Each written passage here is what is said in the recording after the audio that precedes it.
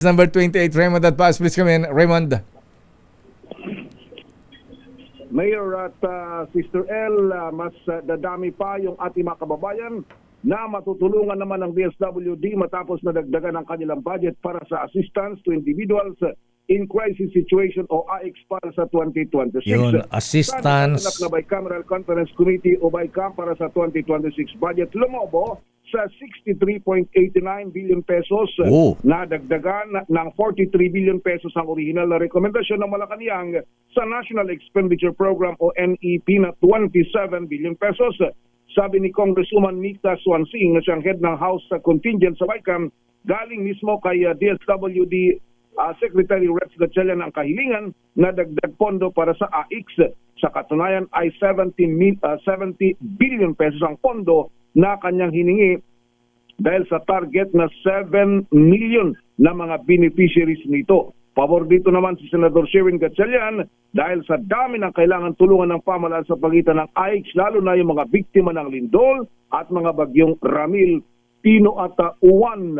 Ang paliwanag ng Senador, sa tuwing matatapos ang taon ay humihingi ng dagdag pondo ang DSWD para sa AICS, kaya ito ay kinukuha sa unprogrammed funds. Samantalang Mayor at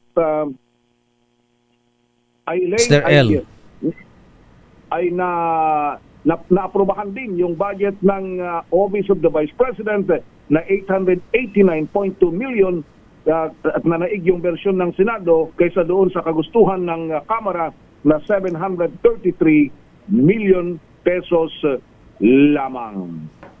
Mamayang hapon, Mayor at Elaine, inaasahan na matatapos ang BICAM sa 2026 national budget dahil kanina ay madaling araw silang natapos pero itutuloy nila mamayang alas 4 ng hapon.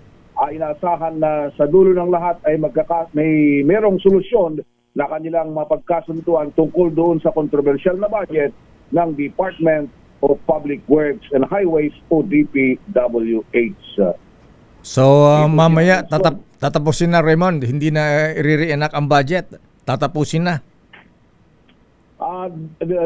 Yun ang target, Mayor, pero malalaman natin kung talagang makukuha nila yung timetable dahil ang problema nila, Mayor, kahit na matapos yung BICAM ngayon, ang problema nila yung ratification na sa December 22. Dahil alam naman natin na by this time marami na ang mga nagbabakasyon, bagamat siguro baka hindi pa binibigay yung allowance kaya hindi pa sila makaalis yung iba kasi kailangan nilang i-ratify.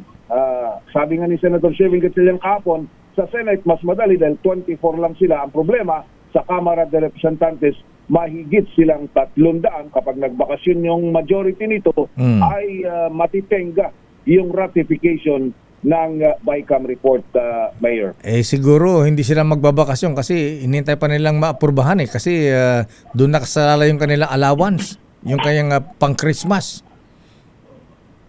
Pwede rin siguro, Mayor, pero siyempre yung iba na medyo mas nakakaaluan ay baka tiyak mas mauuna, lalong-lalo na kung meron na silang mga naunang scheduled family vacation. Karamihan dyan nagpupunta sa iba't sa labas ng bansa, Mayor.